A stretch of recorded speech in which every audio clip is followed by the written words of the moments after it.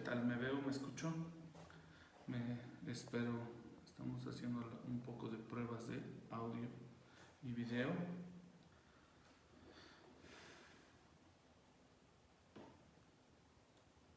¿Me escuchan?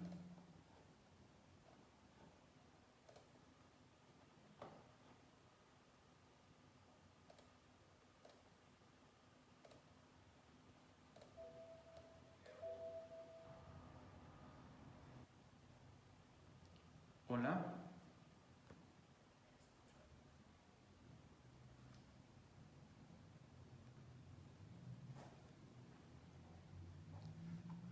¿Qué tal? Buenas tardes.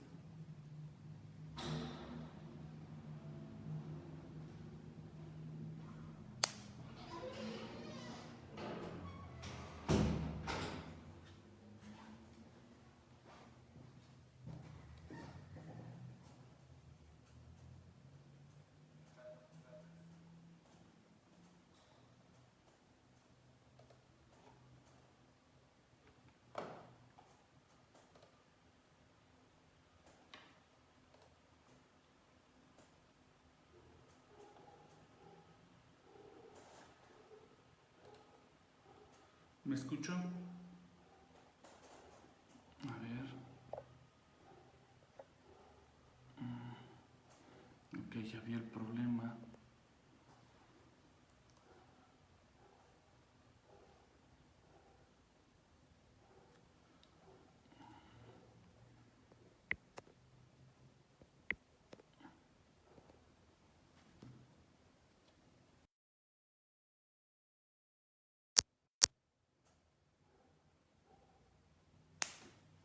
¿Qué tal? ¿Me escucho ahora?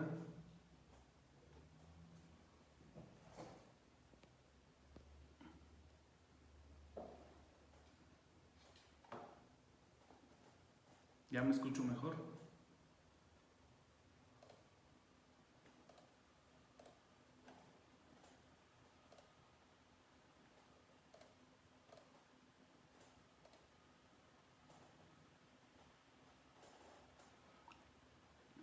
¿Alguien me podría compartir si me escucho mejor?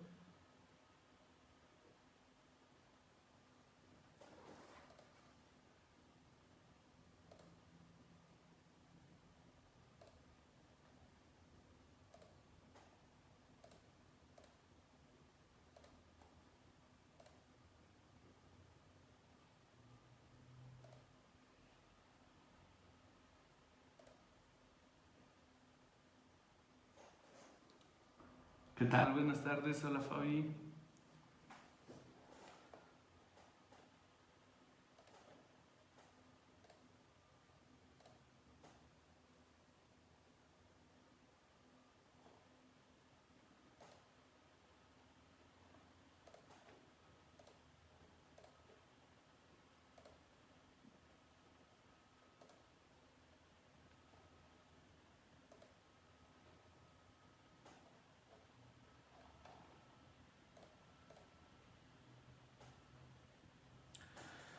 Pues ya es hora, son las 7:03. Creo que no ha habido más comentarios sobre el audio.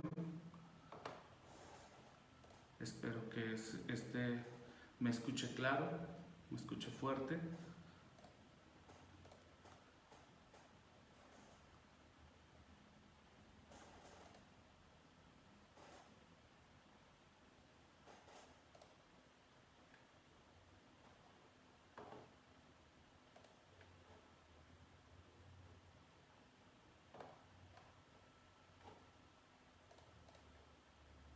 Y pues creo que pues es momento de comenzar. Espero tengan todos una excelente noche. Mi nombre es Roberto Carlos Hernández Tobón. Soy abogado. Eh, Tengo aproximadamente 8 años de estar litigando con cédula.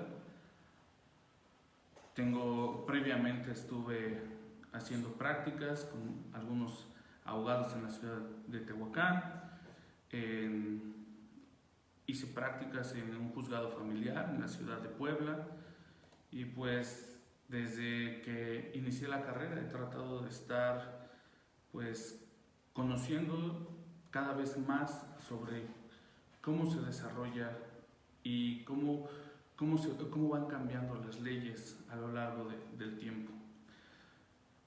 El tema original o el tema que se publicó es matrimonio igualitario y vamos a tocar ese tema pues tal vez no a profundidad porque es bastante amplio y el tiempo pues, de alguna manera es limitado, pero vamos a tocarlo en un aspecto diferente. Más que festejar que en el estado de Puebla se aprobó el matrimonio entre parejas homoparentales,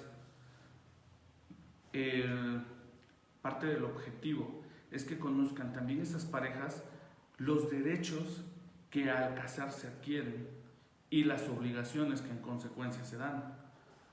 Entonces, vaya, es para mí un gusto poder compartirles un poco de esta información que considero va a ser de gran utilidad tanto para aquellos que tienen el deseo y el interés de casarse, para aquellos que ya viven juntos, para aquellos familiares que están viendo y viviendo el que tener dentro de su núcleo familiar hijos, hermanos, primos, en los que estos derechos van a influir de forma importante. Entonces, sin más preámbulo, considero que es el momento de iniciar. Pues vamos a empezar con el tema. Quise modificar un poco el tema al ponerle un título diferente. En esto es derechos y obligaciones ya dentro del matrimonio. Como les decía, festejamos el hecho de que el Estado haya determinado que legislar al respecto, pero lo importante, más allá de eso, es todos los beneficios que trajo para las parejas y también, en consecuencia, las obligaciones. Pues de inicio tenemos que a partir del 3 de noviembre del año pasado, el Congreso de Puebla aprobó las reformas al Código del Estado con el fin de garantizar y reconocer el matrimonio igualitario o el matrimonio entre personas del mismo sexo, así como el concubinato de las mismas. Es importante tener en cuenta que se legisló no solo sobre el matrimonio, sino también se reconoció ahora el concubinato, que es el simple hecho que dos personas que tienen la capacidad jurídica deciden, tanto en su vida pública como privada, comportarse como esposos, que tal vez no sea su objetivo casarse, pero pues tienen una vida en común. Entonces eso es importante, eso también es una pieza importante dentro de esto. Finalmente, resulta que el 10 de noviembre del mismo año es cuando se publica la reforma, y en esta reforma se legisló sobre la fracción tercera del artículo 61, los artículos 294, 97, bueno, son una serie de artículos que el solo nombrarlos no dice mucho.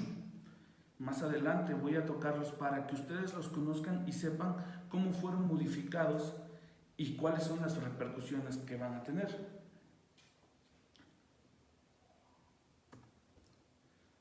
Básicamente, ¿o en qué consisten los cambios? Lo que se busca es evitar las restricciones injustificadas. Esas restricciones que ya se vivían o que actualmente impedían que personas del mismo sexo contrajeran matrimonio. Pero la justificación va más allá del derecho mismo al matrimonio, pues se habla de tener acceso a otros derechos como los migratorios, en caso de casarse con un extranjero, de heredar una propiedad o de decidir en cuestiones de salud sobre nuestra pareja.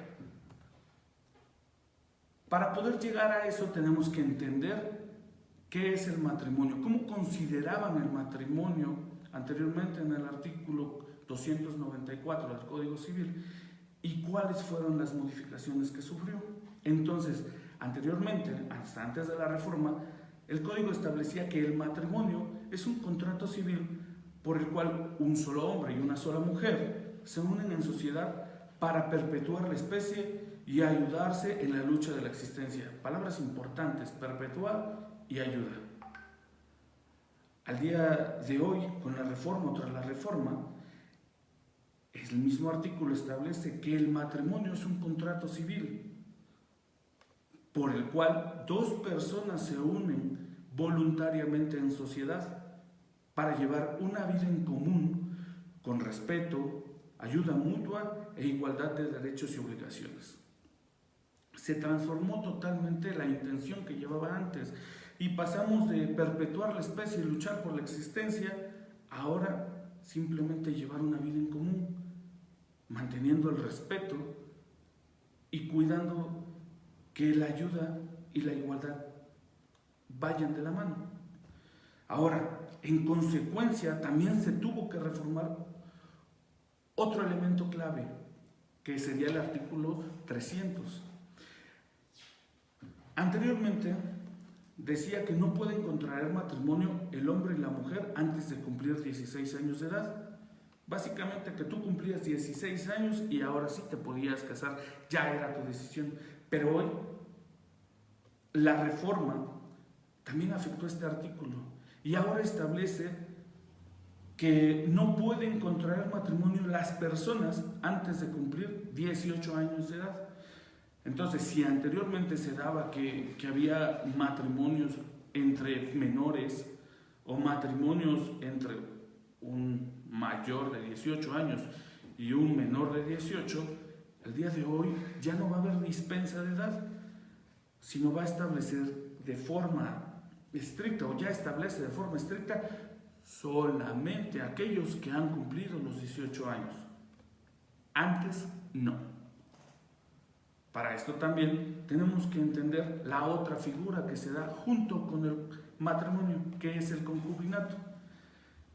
El Código, en el artículo 297, nos dice que el concubinato es la unión entre un solo hombre y una sola mujer. Esto es lo que decía hasta antes de la reforma. Establecía de forma clara que solo podía darse entre un hombre y una mujer. Y bueno, no solo entre un hombre, sino tenían que ser un hombre y una mujer. No podían ser más. Que estando en aptitud de contraer matrimonio entre sí, no lo han celebrado en los términos que la ley señala y hacen vida en común de manera notoria y permanente, situación que solo podrá demostrarse si han procreado hijos o han vivido públicamente como marido y mujer durante más de 2 años continuos. Entonces, anteriormente solo teníamos 2 elementos para establecer que hubo o que existe un concubinato.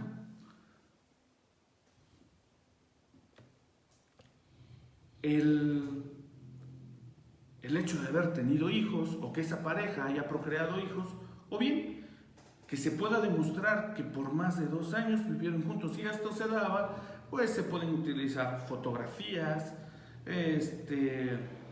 se pudiera hacer con testimoniales, testigos que digan: yo sé y me consta que estas personas lo han hecho. Puede ser también ante notario, acreditando también con pruebas documentales.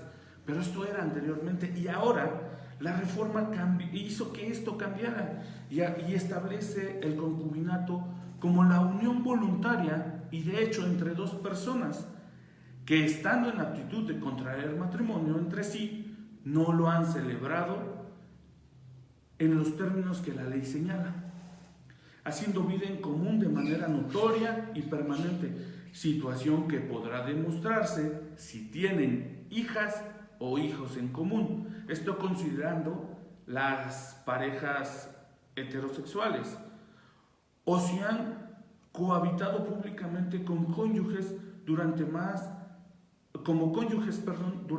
de 2 años continuos. Y esto ya aplica para las parejas homosexuales que la reproducción entre ellos no puede ser. Entonces, ya el hecho de adoptar y demás ya sería cuestión de otro, o las otras situaciones que se presentan, como que pudiera ser que tal vez el embrión de una mamá esté dentro del útero de su pareja, y otras figuras que, bueno, insisto, nos llevaría demasiado tiempo irlas desglosando, pero ahorita solo vamos a ir a la parte general, y eso nos va a permitir alcanzar una visión distinta de lo que está sucediendo. Y esto, bueno, es relevante porque es en Puebla, un estado que pues un tanto dogmático,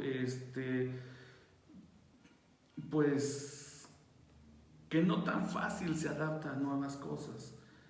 Ya se ha dado en otros estados como Veracruz, la Ciudad de México, ni se diga, Oaxaca. Sin embargo, hoy es importante lo que está sucediendo, porque ya cada estado y cada vez más estados están legislando al respecto, y eso va a cambiar la estructura general de todo.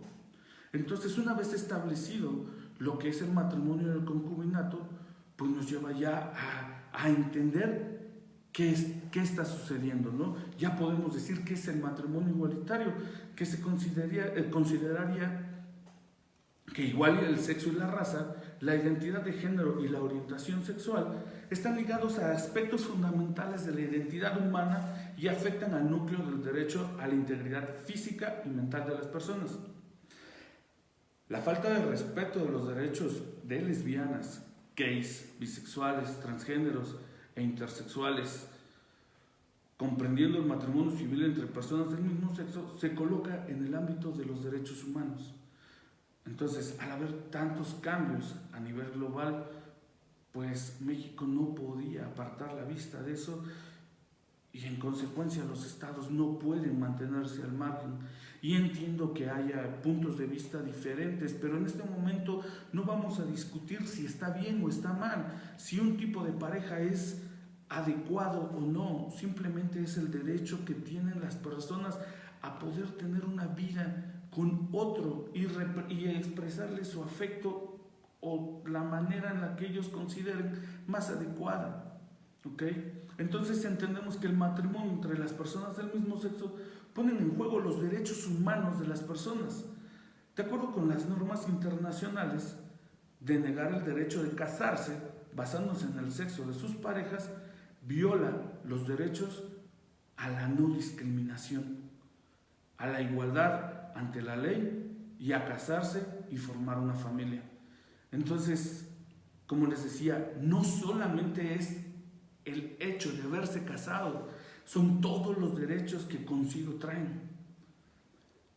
Dentro de los derechos del matrimonio que tenemos, pues los hombres y las mujeres, a partir de una edad núbil, tienen derecho, sin restricción alguna, por motivos de raza, nacionalidad o religión, a casarse y fundar una familia y disfrutar de igualdad de derechos en cuanto al matrimonio, durante el matrimonio y en caso de disolución del matrimonio.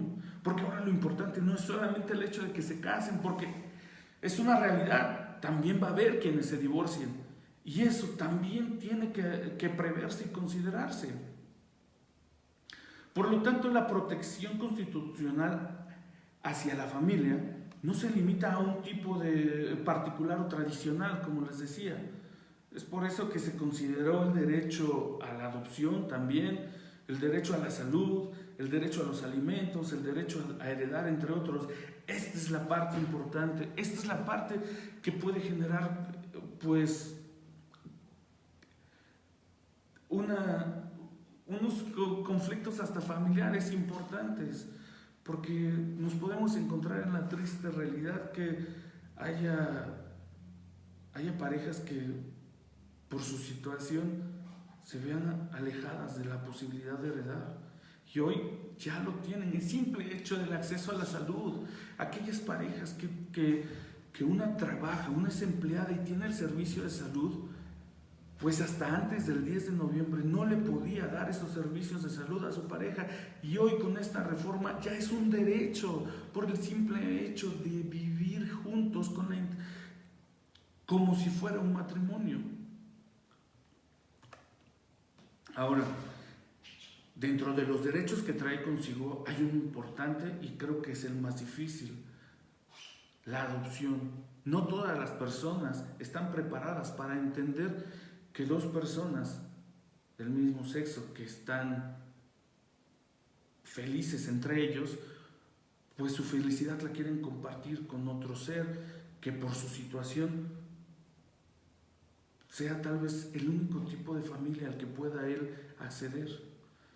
Entonces tenemos que, a pesar que la aprobación de la adopción homoparental, el Sistema Nacional del Desarrollo Integral de la Familia solamente ha obtenido pocas solicitudes. La institución menciona que se debe al desconocimiento. Entonces también parte de esto es ampliar y permitir que todo aquel que pueda tenga acceso a esta información y la pueda aprovechar. Aparte del desconocimiento de la información, es el desconocimiento de esos derechos que se adquieren como pareja. En otros casos, el miedo a la discriminación, y pues simplemente también hay parejas que pues solo no desean tener hijos, adoptarlos. También el SDIF menciona que los estudios de varias instituciones indican que no existen diferencias significativas en la crianza con padres del mismo sexo y heterosexuales. Por lo tanto, en el proceso de adopción se realizan pruebas y exámenes a las parejas por igual. Entonces, ahora encontramos que pues el hecho de que sean parejas del mismo sexo no es relevante para el sistema nacional, sino que los mismos cuidados que toman para la adopción de un niño por una pareja heterosexual son los que llevan ahora en una pareja homosexual. Entonces, pues no tendría razón de limitarse. Ahora, otro derecho importante, como lo mencionaba hace unos minutos, es el derecho a la salud.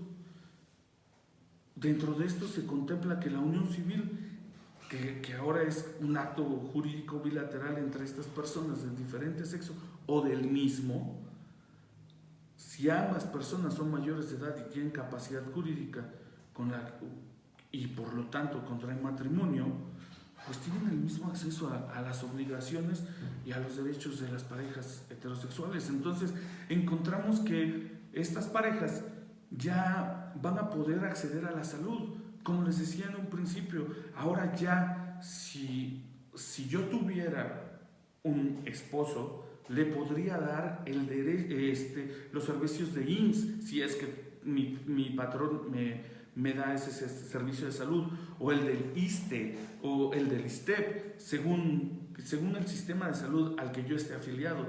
Pero ahora él también puede ser beneficiado, ya no se va a ver desprotegido ni abandonado, porque a veces también eso viven. Entonces el Senado aprobó una reforma para que las parejas del mismo sexo tengan los mismos derechos de seguridad social que los matrimonios y las uniones heterosexuales, incluyendo, importante, esto es una pieza importante, incluye su pensión de viudez, incluye la guardería y por supuesto que los demás derechos de salud. Por otro lado, también tenemos los alimentos, que citando el artículo 298, fracción primera, dice que los concubinos se deben mutuamente alimentos. Ahora, pues está previendo al matrimonio y también a los concubinos, en los mismos casos y términos y proporciones que la ley señala para los cónyuges, mientras perdure su unión. Entonces se tuvo que crear darle especial importancia a eso, porque con esto los concubinos, aquellos que no se casaron, pues pueden acceder a los mismos derechos que acabo de mencionar. y entre ellos, como lo mencioné, la pensión de viudez en caso de algunos trabajos, y por el otro lado también el acceso a la pensión de alimentos. Es decir, que si ellos se separan, pueden reclamar los alimentos por un periodo igual al de la existencia del concubinato o el matrimonio, según sea el caso. Por otro caso, pues también se tuvo que reformar el tema del derecho a heredar. Anteriormente, el artículo 330 del Código decía que el marido y la mujer mayores de edad tienen capacidad para administrar, contratar o disponer de sus bienes propios y ejercitar las acciones u oponer las excepciones que a ellos corresponden, sin que para tal objeto necesiten uno de ellos la autorización del otro. Por el otro lado también, ahora se reemplazó todo eso, o bueno, se reemplazó el aspecto del marido y la mujer por ahora los cónyuges. Entonces, por supuesto en el entendido que ya sea cónyuges, hombre-hombre, mujer-mujer, hombre-mujer, mientras sean mayores de edad, tienen la capacidad para administrar y contratar y disponer de todos esos bienes, tal y como lo preveía anteriormente.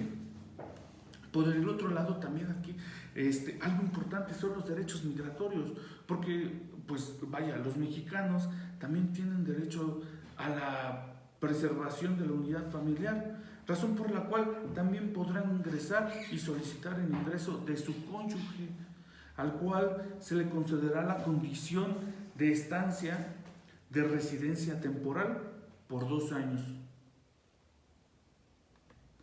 Por 2 años transcurridos, los cuales podrán obtener la condición de estancia de residente permanente siempre y cuando subsista un vínculo matrimonial. Entonces, aquellos que su marido es de otro país, que su pareja la conocieron en otro país, pues hoy ya puede volverse mexicano por afinidad al contraer matrimonio.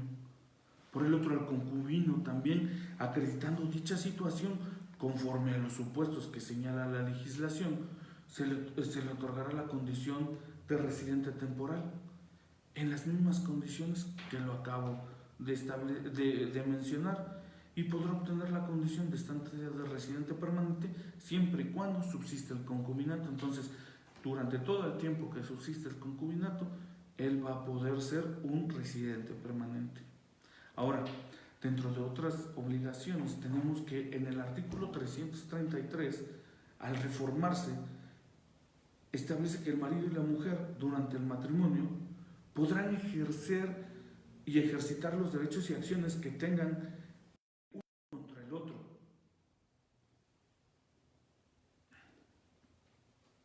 Desconecta tus audífonos, por favor. Ya está. Perdón, no sé si me sigo escuchando. ¿Me escucho bien? Sí. Perdón, entonces en el artículo 333, de igual forma, el marido y la mujer durante el matrimonio podrán ejercitar los derechos y acciones que tengan el uno contra el otro, pero la prescripción entre ellos no corre mientras dure el matrimonio. Entonces ahora se sustituye la frase marido y mujer por cónyuges. Con esto ya se tienen también previstos estos. ¿Y qué quiere decir? Podrán ejercitar derechos y acciones, podrán demandar los alimentos, podrán demandar visita y correspondencia, podrán demandar guardia y custodia. Obviamente que esos aspectos particulares se tienen que ir evaluando de la misma manera. Como dentro de lo que les iba mencionando, los alimentos ahora establecen que el artículo 298, fracción primera, nos citaba anteriormente lo siguiente: son aplicables al concubinato las siguientes disposiciones. Fracción primera: el concubinato y la concubina se deben mutuamente alimentos en los mismos casos, términos y proporciones que la ley señala para los cónyuges mientras perdure la unión. Ahora, con la reforma menciona que los concubinos, ya sin distinguir, se deben de manera mutuamente los alimentos. Se queda pareciera que queda exactamente igual, pero la parte importante es los concubinos, porque ahí ya entra lo que venimos hablando. Esto es lo importante, realmente, más allá del matrimonio, lo importante son todos estos derechos a los que hoy puede recurrir y los que hoy puede demandar. Tenemos también que bueno, a partir de la inscripción de la sociedad se generan derechos sucesorios entre los convivientes bajo las reglas de sucesión legítima entre los concubinos que determina el Código Civil del Estado de Puebla. Entonces, la tutela entre los convivientes se genera la obligación, pues ahora la obligación de la tutela para los casos en que uno o los convivientes sean declarados en estado de interdicción. ¿Esto qué quiere decir? Cuando una persona ya no es capaz de atenderse a sí misma, cuando por ejemplo, un cuadrapléjico mayor de edad se volvería una persona en actitud de estar en interdicción o en estado de interdicción. Entonces, su pareja puede reclamar ese derecho y ser él quien, mediante un ordenamiento de un juez, pues adquiera la responsabilidad total de ese mayor de edad. Entonces, dentro de todo tenemos que la igualdad entre estos convivientes está protegida conforme a la Constitución y a las leyes, que con los pactos con los pactos que contravengan esa igualdad entre los convivientes se tendrá como no puestos o nulos. Entonces se va a cuidar, o lo que ahora se cuida es que no haya abusos entre estas parejas. Porque así como lo hay entre las parejas heterosexuales, pues nos encontramos que se considera que en las homosexuales pudiera suceder. Entonces, nada que contravenga al matrimonio o al concubinato se va a tener como adecuado. Al contrario, se va a considerar totalmente nulo. Por el otro, el patrimonio, pues en la ley señala que las relaciones patrimoniales entre los convivientes están sujetas a las reglas que sobre el patrimonio determina el Código Civil, que quiere decir, pues van a estar limitados en aspectos que no se van a poder vender entre cónyuges y algunos elementos más de fondo que, como les comentaba, no podemos tocar porque nos llamaría demasiado tiempo. Dentro de otras reformas que se llevaron a cabo en esta última actualización, tenemos el artículo 61, donde antes nos mencionaba que el hombre y la mujer casados entre sí o que vivan en concubinato establecían un domicilio familiar. Ese lugar donde se establecían se consideraba el domicilio familiar. Ahora, pues simplemente dice que el domicilio familiar de los cónyuges solo establece de forma general el domicilio familiar. Ya no lo limita a de hombre y mujer, sino dice el de los cónyuges o concubinos. Entonces está totalmente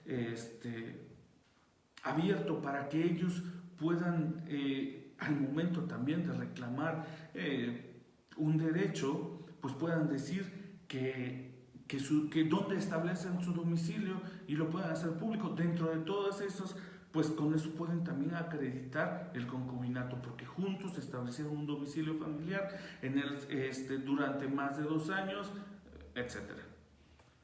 Entonces, otra reforma notoria es el artículo 321, donde se adiciona la fracción octava. Antes el artículo solo mencionaba hasta la fracción séptima. Y pues decía sobre las disposiciones para cumplir la separación de los cónyuges. Ahora, esta fracción octava agrega algo importante y nos dice que tratándose de matrimonios entre personas del mismo sexo y de no existir común acuerdo, el juez podrá designar al cónyuge que le corresponda el uso del domicilio conyugal, previa audiencia y analizando las particularidades de cada caso. Al efecto, se estará a lo dispuesto dentro del presente artículo y del similar 635 en todo lo que aplique y no contravenga las disposiciones. ¿O qué quiere decir? Anteriormente llegábamos hasta la parte donde decía que cualquiera de los dos pudiera demandar el separarse y solicitar la separación, que usualmente o lo más común era que la esposa solicitara ante un juez la separación del domicilio del esposo, argumentando violencia, argumentando pues el simple divorcio que ya se iba a llevar a cabo y que ahora se requería separar del domicilio porque uno de los dos no quería. Entonces ahora este artículo que se adiciona pues establece, vamos a oír a las partes y vamos a determinar cuál tiene mejor derecho a quedarse en ese domicilio. Por otro lado tenemos al artículo 403 donde nos decía que la nulidad fundada en la edad menor de 16 años en el hombre y la mujer pueden ser demandadas por los ascendientes y a falta de estos por quien desempeña la tutela o el tutor que al efecto se nombre. ¿Qué quiere decir? Que tú teniendo 16 años podías presentarte al registro civil y solicitar que te casarte y te casaban. Pero si tu papá se presentaba, bueno, demandaba la nulidad del acto, entonces tu papá bajo esa potestad que tiene por ser tu tutor, pues podía solicitar la nulidad de ese matrimonio. Pero ahora menciona que la nulidad fundada en la edad menor de 18 años, de cualquiera de los contrayentes, puede ser demandada por los ascendientes o a falta de estos por quien desempeñaba la tutela. Entonces, ahora simplemente, insisto, se prevé que sean solo mayores de edad y no puede ser dispensado por ninguna razón el que sea menor. En el caso de las parejas heterosexuales, pues ahí se figuran situaciones diferentes, porque si un caballero embaraza a una dama menor de 18 años, pues ya el simple hecho de tener un hijo, de haber procreado un hijo, pues ya les da obligaciones diferentes y pierden otros derechos. Como por ejemplo pudiera ser si esa menor estaba recibiendo alimentos de parte de su papá, al tener un hijo los pierde automáticamente. Entonces pues se entiende que las parejas homosexuales no van a enfrentarse a esa situación. Ahora, por otro lado, tenemos que el artículo 400 se incorpora en su último párrafo del apartado B la fracción 2, quedando de la siguiente manera. Apartado B, una vez contestada la solicitud, fracción segunda, habla sobre los hijos. Entonces nos dice que poner a los hijos al cuidado de la persona que de común acuerdo se designen por los cónyuges. Estamos hablando del divorcio. Anteriormente, pues se acordaba y lo normal es decir, bueno, que la mamá se quede con los niños. Pero cuando hay hijos adoptados de un matrimonio que se está divorciando y ambas son mamás, ¿cómo se determinaría cuál sería la adecuada? Entonces, para eso se forma esta adición donde dice poner a los hijos al cuidado de la persona que de común acuerdo designen los cónyuges, que es el ideal, pudiendo estos compartir la guarda y custodia mediante un convenio. En defecto de ese acuerdo, o sea, en caso de no estar de acuerdo, el juez de lo familiar resolverá conforme a lo que establezca el código, tomando en cuenta la opinión del menor de edad. Los menores de 12 años deberán quedar al cuidado de la madre, excepto en los casos en los que exista peligro grave para el normal desarrollo de los hijos. No será obstáculo para la preferencia de la madre el hecho de que ésta carezca de recursos económicos. Y aquí viene la parte importante, con relación, esto fue lo que se adicionó, con relación a lo dispuesto en el párrafo anterior y tratándose de parejas del mismo sexo, el juez considerará la fuente del parentesco en respecto al menor, además de su opción y beneficio. ¿Qué quiere decir? En ocasiones nos encontramos que la mamá ya tenía un hijo cuando se casa con otra mujer y esa otra mujer lo adopta.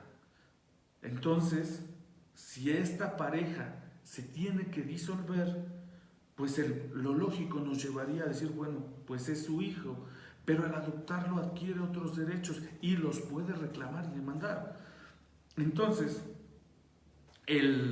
la mamá, el juez va a observar todos estos elementos. Si el hijo es de alguno,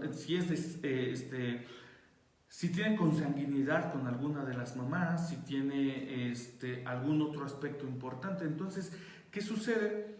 El juez va a considerarlo, y en caso que ese menor sea adoptado por una pareja homosexual, entonces ahora, aparte de escuchar al niño, pues van a ver cuál es la que desempeñó la tarea principal de la educación, del cuidado, de la atención, y cuál de la otra fue la que desempeñó el cubrir con la responsabilidad y los gastos de esa casa. Entonces, pues inevitablemente se van a tener que considerar esos elementos para poder elegir la más adecuada, para poder desempeñar esa labor tan importante que pues desempeñan las madres. Y en el caso de ser hombres, pues, ¿qué les digo? Es una situación similar y con igual importancia. Por el otro lado, tenemos que el artículo 478 nos dice: la afinidad es el parentesco que se contrae por el matrimonio o el concubinato entre el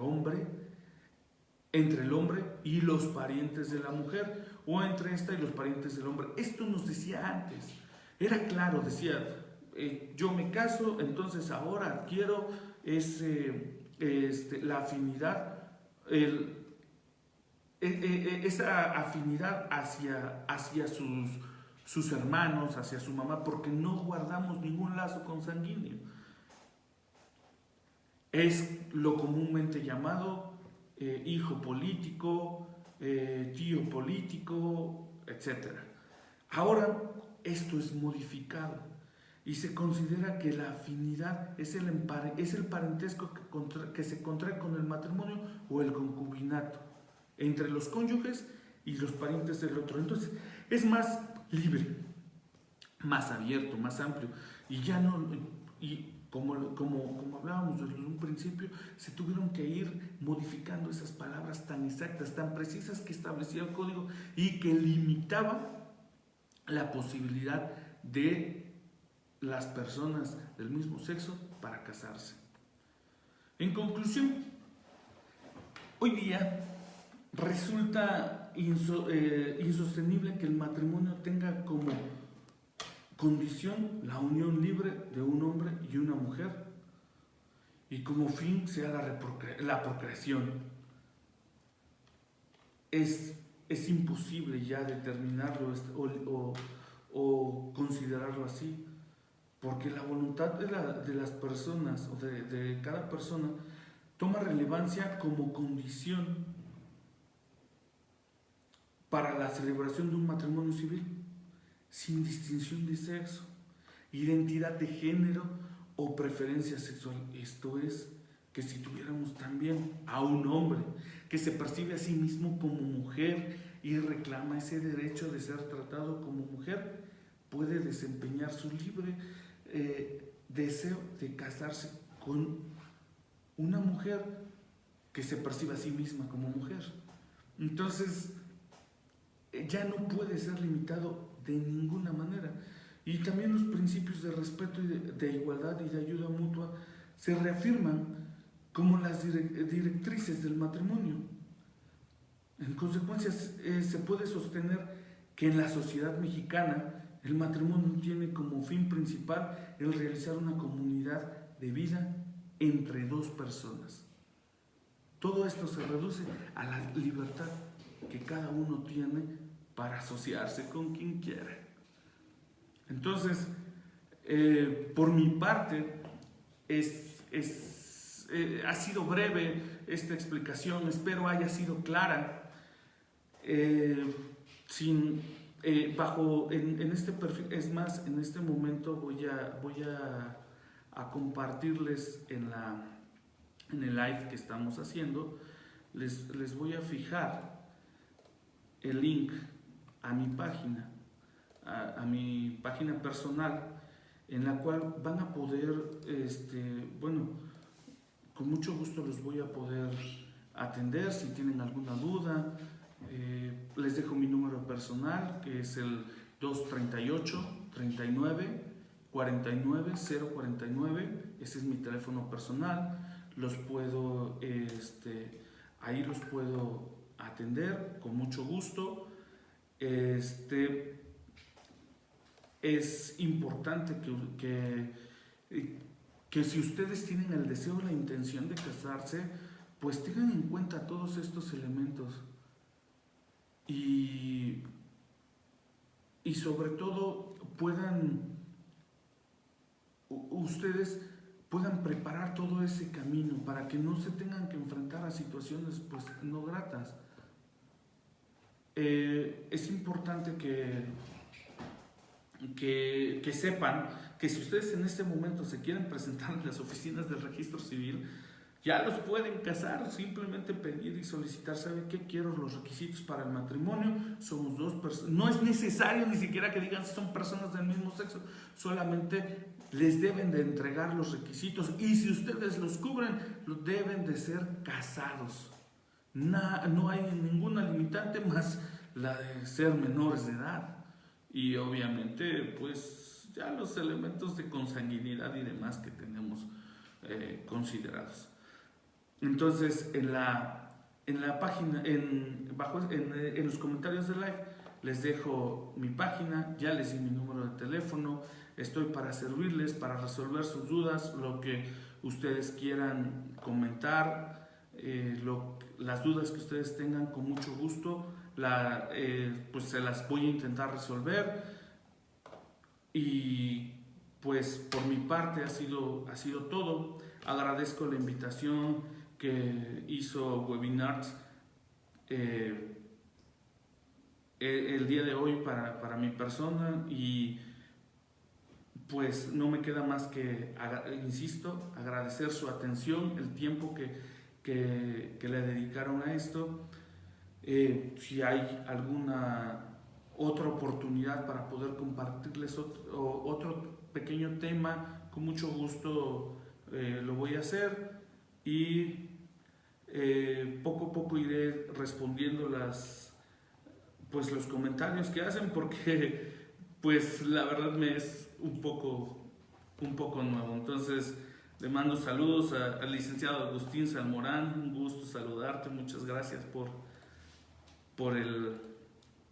vernos.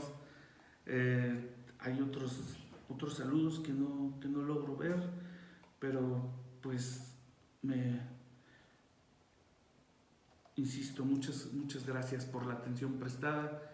Les mando les deseo un excelente fin de semana, les mando un fuerte abrazo y pues adelante a disfrutar. Todos aquellos que no sabían que se podían casar, pues a casarse, y los que no sabían que ya habían adquirido derechos de concubinato, pues a reclamarlos. Excelente día.